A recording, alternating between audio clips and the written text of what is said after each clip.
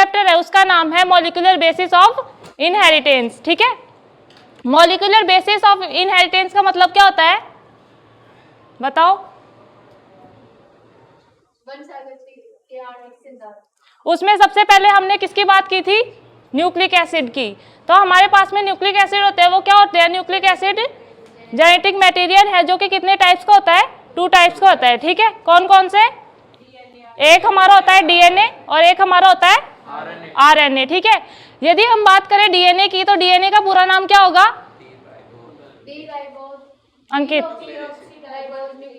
जिससे मैं पूछूं वही बताएगा। आरएनए का पूरा नाम अंकित? Ribose nucleic acid. फिर हमने बात की थी कंपोनेंट्स ऑफ डीएनए, यानी कि जो डीएनए होता है हमारा वो कितने भागों से मिलकर बना होता है, कितने पार्ट से मिलकर बना होता है। ठीक है, तो जो हमारा डीएनए होता है वो 3 पार्ट से मिलकर बना होगा। ठीक है, फर्स्ट जो हमारा पार्ट होगा उसे हम क्या बोलेंगे? Nitrogenous bases. ठीक है, सेकंड जो हमारा पार्ट होगा उसे हम बोलेंगे पेंटोज शुगर, एंड थर्ड जो हमारा पार्ट होगा उसे हम बोलेंगे फॉस्फेट ग्रुप। ठीक है, यदि हम बात करें डीएनए में नाइट्रोजनी बेसिस की तो जो हमारे डीएनए में नाइट्रोजनी बेसिस होते हैं वो कितने टाइप्स के होते हैं? 4 टाइप्स के होंगे। ठीक है, यदि हम उनको शॉर्ट में बोलते हैं तो क्या बोलेंगे? ATCG। ठीक है, ए का पूरा नाम होता है एडेनिन, टी का पूरा नाम होगा थायमिन, सी का पूरा नाम होगा साइटोसिन और जी का पूरा नाम होगा ग्वानिन। ठीक है, अब मतलब कि जो हमारे उसके बाद में हम बात करते हैं किसकी? पेंटोज शुगर की। तो पेंटोज शुगर का यदि हम फॉर्मूले की बात करें तो पेंटोज शुगर का फॉर्मूला हमारे पास में क्या होगा? C5H10O6। ठीक है, और यदि हम बात करें फॉस्फेट ग्रुप की तो फॉस्फेट ग्रुप का हमारे पास में फॉर्मूला क्या होगा? H3PO4। ठीक है, उसके बाद में हमने बात की थी इसमें न्यूक्लियोसाइड और न्यूक्लियोटाइड की। ठीक है, तो जो हमारा न्यूक्लियोसाइड और न्यूक्लियोटाइड होता क्या है? डीएनए के कंपोनेंट में यदि डीएनए बनते समय हमारे पास में नाइट्रोजनी बेसिस और मतलब कि पेंटोज शुगर आपस में जुड़ते हैं तो उसे तो हम क्या बोलते हैं? न्यूक्लियोसाइड।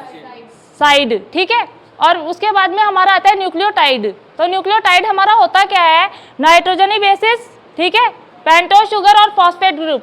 यदि तीनों एक साथ कंबाइन में जुड़ते हैं तो वो हमारा क्या कहलाएगा? यानी कि डीएनए के तीनों कंपोनेंट आपस में जुड़ेंगे तो वो हमारा क्या कहलाएगा? न्यूक्लियोटाइड। तो मैंने आपको 2 शब्द बताए हैं, एक आपका होता है क्या? न्यूक्लियोसाइड, और सेकंड आपका क्या होगा? न्यूक्लियोटाइड। न्यूक्लियोसाइड तो हम किसे बोलेंगे?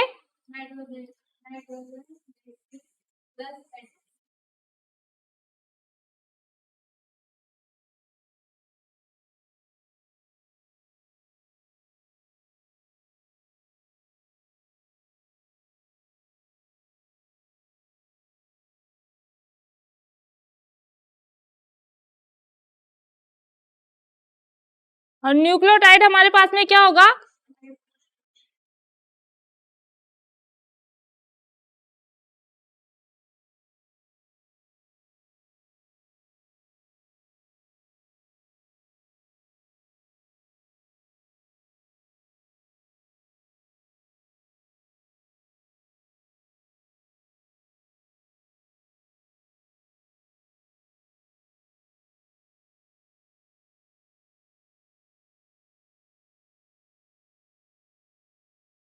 तो देखो, न्यूक्लियोसाइड और न्यूक्लियोटाइड ये दोनों आपके पेपर में इंपॉर्टेंट आते हैं। ठीक है, तो न्यूक्लियोसाइड तो हमारा होता क्या है? Nitrogenous bases plus pentose sugar यदि आपस में मिलते हैं तो वो हमारा क्या कहलाएगा?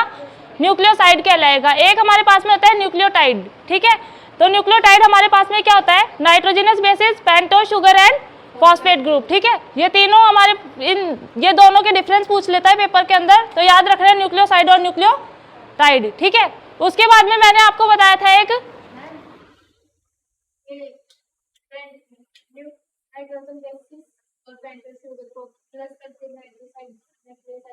न्यूक्लियोसाइड बनता है।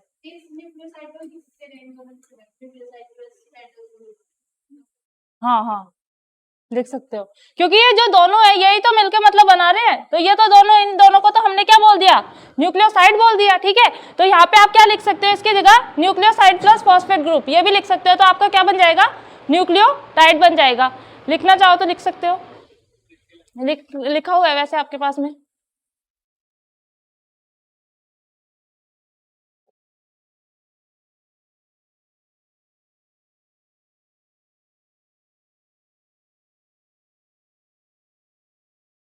रब कर दूं? लो जी अंकित, लो। अंकित कल कैसे नहीं आया? क्या? मंडे को 11th वालों की है। Monday and Tuesday 11th।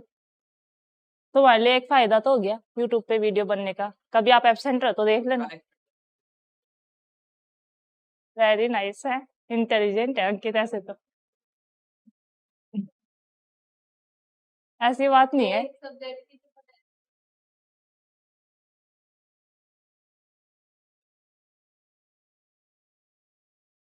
Biology नहीं, हर सब्जेक्ट अपनी जगह इंपॉर्टेंट है। मिटा दो। यदि आप डॉक्टर बनना चाहते हो, और अब कैसे नहीं हो रहा ये? कौन से हाथ को? ये बिना हाथ लगाए भी रब हो जाता है वैसे तो। अब जो हमारे पास में क्या,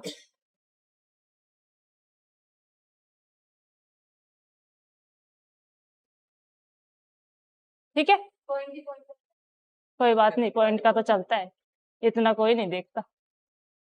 अब हमारे पास में जो नाइट्रोजन बेसिस है उनको टू टाइप्स में बांटा गया है, एक हमारा होता है प्यूरिन्स और एक हमारा होता है पिरामिडिन्स। ठीक है, तो प्यूरिन्स हम किसको बोलते हैं और पिरामिडिन्स किसको बोलते हैं? आप सभी को पता है जो हमारे पास में डीएनए के कंपोनेंट में नाइट्रोजन बेसिस होते हैं वो 4 टाइप्स के होते हैं। ओके, यदि हम उनको शॉर्ट में बोले तो क्या बोलेंगे?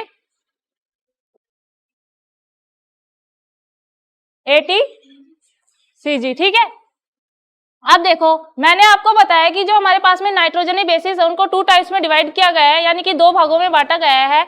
फर्स्ट को हम बोलते हैं प्यूरिन्स, सेकंड को हम बोलेंगे पिरामिडिन्स। ठीक है, तो प्यूरिन्स और पिरामिडिन्स हमारे होते क्या है? ए और जी जो हमारा होगा, ए एंड जी, ए और जी हमारे पास में क्या है? नाइट्रोजनी बेसिस है। ठीक है, तो इन नाइट्रोजनी बेसिस को तो हम क्या बोलेंगे? प्यूरिन्स बोलेंगे। बाकी हमारे पास में कौन से बच गए? टी और सी। तो ये हमारे क्या कहलाते हैं दोनों? टी एंड सी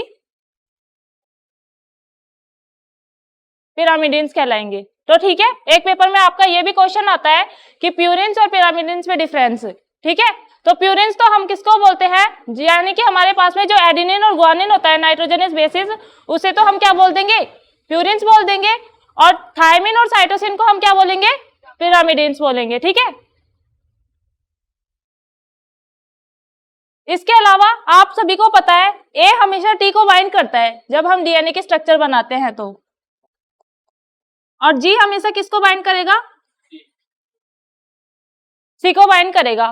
लेकिन आप कभी ऐसे मत करके आ जाना कि भाई ए टी को बाइंड कर रहा है तो आप प्यूरिन्स की जगह भी ए और टी लिख दो, गलत हो जाएगा वो। ठीक है, यहाँ पर ग्वानिन याद रखना, पेपर में आएगा क्वेश्चन।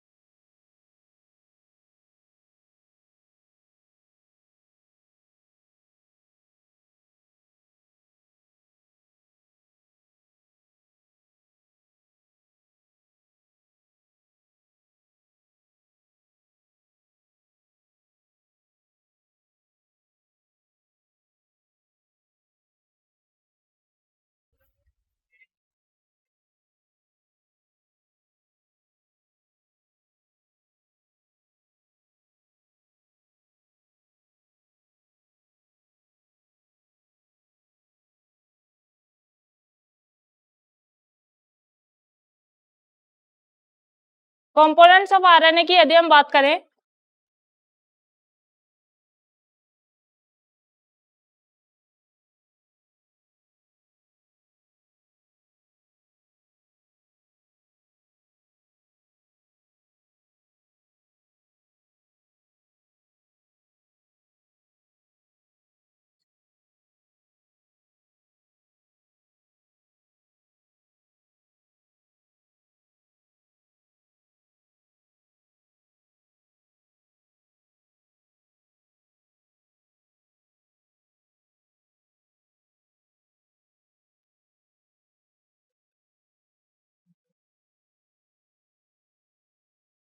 जैसे डीएनए में हमारे पास में 3 कंपोनेंट्स होते हैं, वैसे ही हमारे पास में आरएनए में भी कंपोनेंट्स होंगे, ठीक है।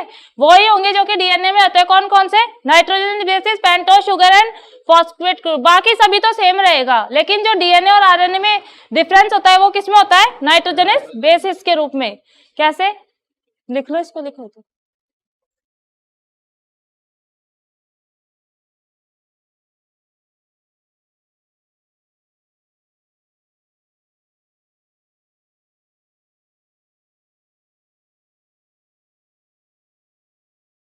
होता है नाइट्रोजनस बेसिस में?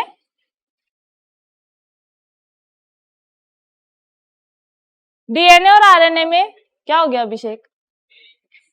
कल भी तेरा नाम आ रहा था वीडियो में, है नहीं बोलूंगी मैं। हाँ क्या?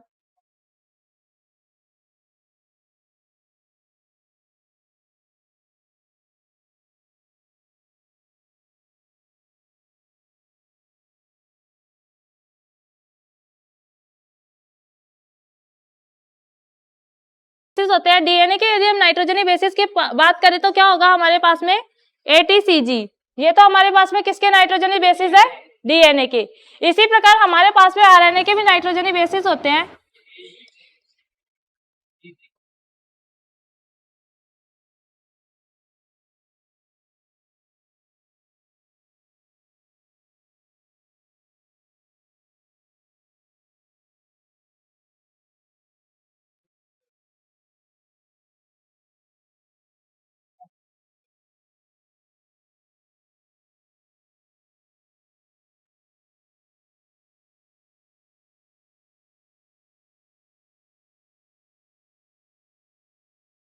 ये तो आपके पास में किसके नाइट्रोजनी बेसिस होते हैं? एटीसीजी तो डीएनए के, ठीक है।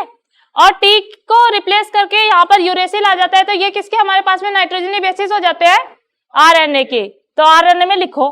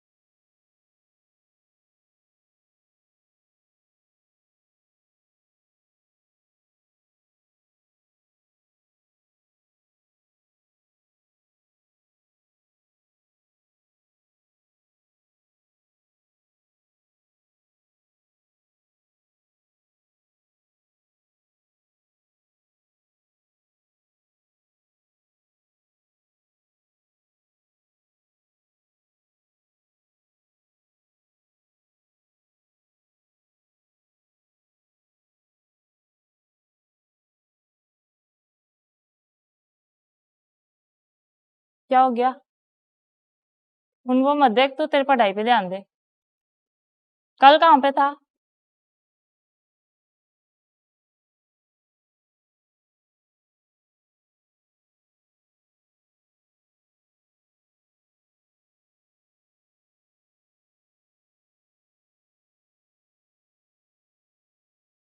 हमारे गुणसूत्र होते हैं, क्रोमोसोम होते हैं।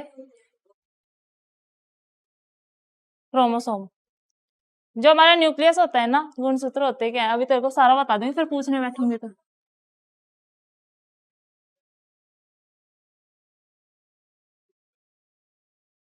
अभी बताती हूँ।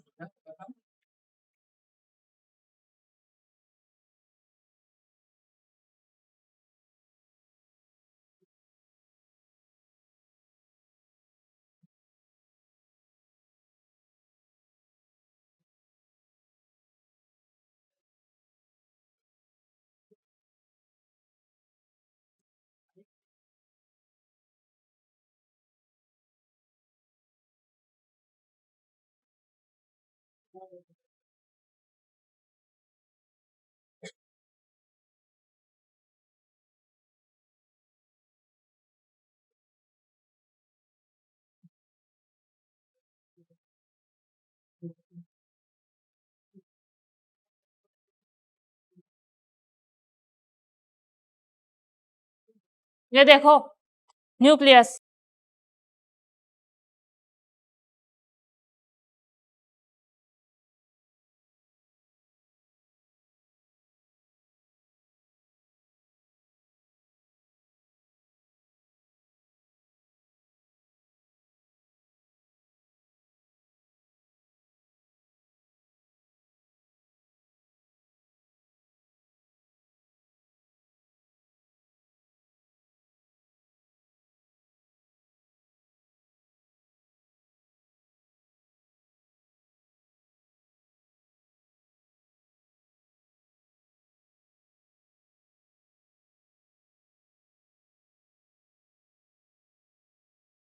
ठीक है।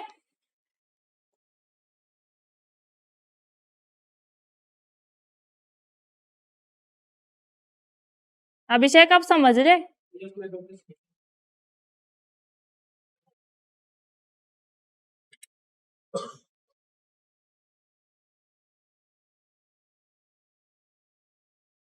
न्यूक्लियस इसके अंदर पाए जाते हैं। अब ये देख ले क्या है। सेल्स का एक पार्ट्स होता है केंद्रक, जिसके अंदर हमारी, जिसे हम बोलते हैं बेसिक नेम, जैसे हमारा माइटोकॉन्ड्रिया का क्या होता है बेसिक नेम, कल आपको बताया था हितेंद्र,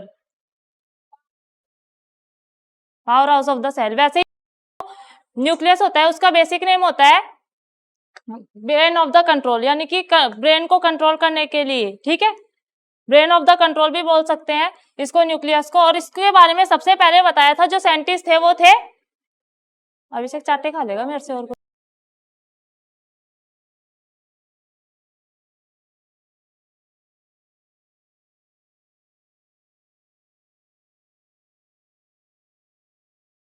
इन 31 में। अब देखो आपके न्यूक्लियस के अंदर क्या क्या पार्ट्स होते हैं। आपके न्यूक्लियस के अंदर सबसे भारी, जैसे आपकी प्लाज्मा मेम्ब्रेन होती है सेल के अंदर, वैसे ही न्यूक्लियस की जो आउटर लेयर होती है उसे हम क्या बोलेंगे, न्यूक्लियर मेम्ब्रेन, ठीक है।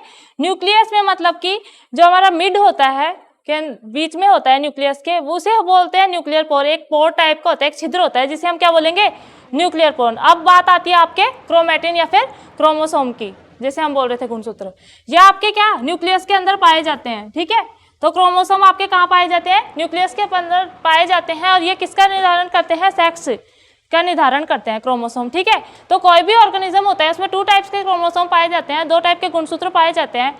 एक होता है हमारा हैप्लॉइड और एक होता है हमारा डिप्लॉइड। यदि मतलब कि सेम क्रोमोसोम होते हैं, ठीक है, सेम होते हैं, तो उन्हें हम क्या बोल देंगे, हैप्लॉइड, यानी कि सिंगल में होंगे तो। और यदि ये क्रोमोसोम 2n के रूप में पाए जाएंगे, ठीक है, डबल होंगे, तो इन्हें क्या बोल देंगे, डिप्लॉइड। क्लियर, डिप्लॉइड होंगे। अब देखो आपकी बुक में क्वेश्चन,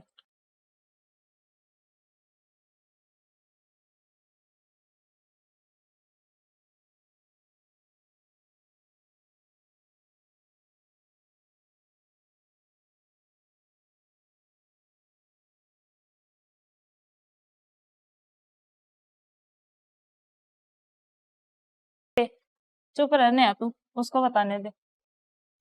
बता, सेकंड चैप्टर में पढ़ा है ना, sexual reproduction in flowering plants, थोड़ा बहुत तो